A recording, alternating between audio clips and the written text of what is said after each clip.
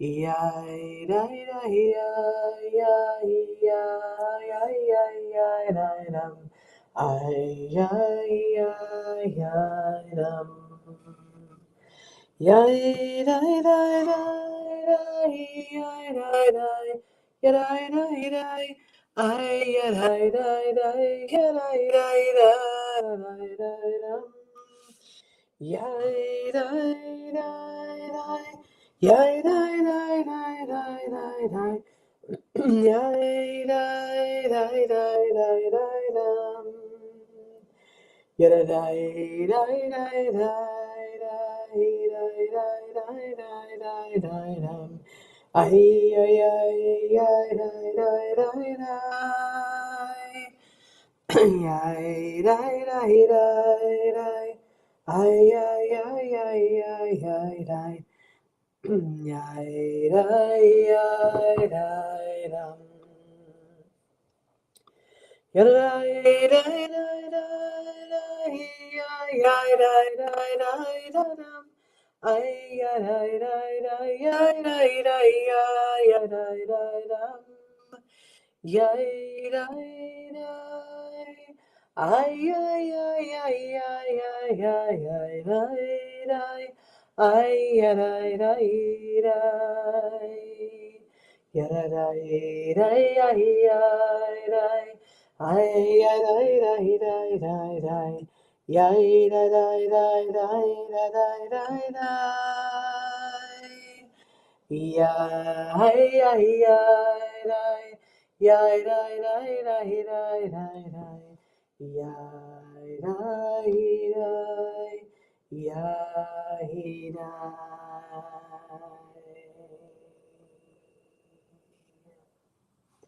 Boker Tov, good morning. It's Friday once more. We've made it through another week. I don't know why we're, always pushing towards completing a week. I mean, maybe we're pushing forward because we just want Shabbat to be here, an excuse to take a break. Or maybe it's just because the work week is tough, challenging, whatever it is. Or just maybe the days are the days and they are what they are. But here we are. We come to this place to mark the almost Shabbat marking. Friday once more is like, okay, we arrived at it again. And so in our teaching, in our learning together, we've discussed on Wednesday the wrestling during the night, finding the blessing even in the struggle. We have talked yesterday, we learned a little bit about the embrace that was creating this sense of wholeness through reconciliation. And today, we are going to talk about the long road forward, like living faithfully through change and through loss, finding faith. So let's jump into it, of course. There is the long road forward, the loss, the legacy, and the courage to keep on walking. And so we know that this is through faith. Faith comes through change often. So after the drama of wrestling and the miracle of reconciliation, the parsha, the portion, this week's Torah learning, Vayishlach, slows down. The Torah could have ended triumphantly. Yes, Jacob is reunited with his brother Esau. The conflict is resolved. The identity is transformed. But instead, it turns toward loss. First comes tragedy, the violation of Dinah. Then grief, the death of Rachel, of Rachel, Jacob's beloved wife, who dies giving birth on the road. It's a little touchy for me. And soon after, Isaac dies, and Jacob returns home to bury his father. So we're climbing the mountain. We're, heading in this amazing way, and then we're falling off the cliff. It's a sobering ending. It's not one that is, heroic, amazing, exciting. The Torah refuses, though, to suggest that reconciliation prevents heartbreak, or that growth, advancement and growth shields us from pain. Instead, it teaches a harder truth. It teaches that transformation doesn't exempt us from loss.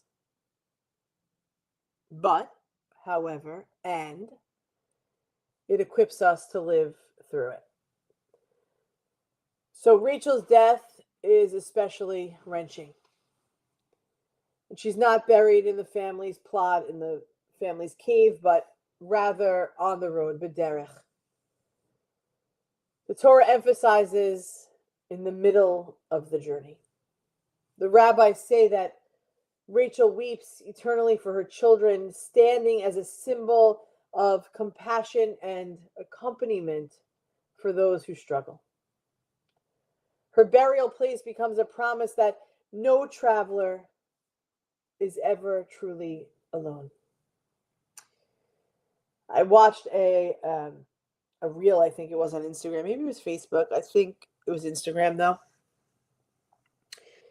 about an Orthodox guy who was alone riding on his motorcycle, and he was riding just south of Jerusalem, and he's riding his motorcycle, and the bike just stops working. It slows down and he can no longer gain speed, and then it just stops dead there on the road. And he thought to himself, no one is passing on this road. I'm the only one here on this road. And he said over and over, as he learned in a class, in a study somewhere, the words, Ein od milvado. There is no one else, God. Ein od milvado. Over and over, and he keeps saying it over and over and over for hours, or what it seemed, until a truck, like an 18-wheeler kind of truck, is driving toward him. And on the side of this road, on the side of this truck, coming up the side of this road that is nobody on it, on the side of the truck it says, Ein od milvado. Another chassid is driving the truck with mattresses in it. Of course, wholesaling business. And he stops and he says, get in, what's going on? He puts the motorcycle in the truck, and they return on their way to Jerusalem, and they're talking. And he said that he travels this road because a similar thing happened to him.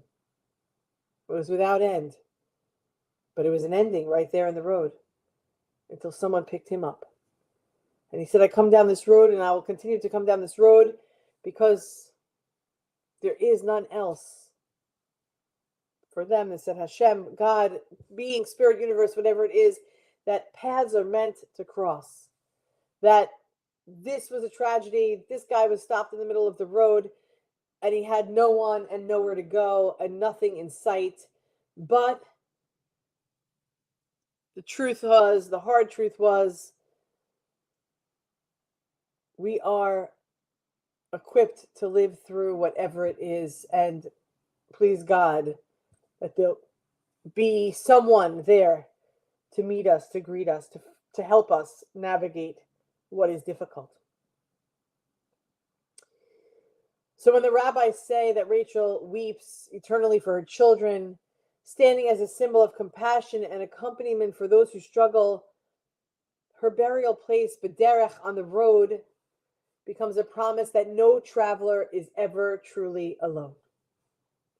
That we are walking this path together.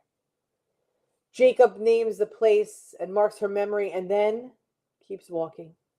This is the place. This is an honor and remembrance of, and continues to walk. That's where emunah, that's where faith comes into focus.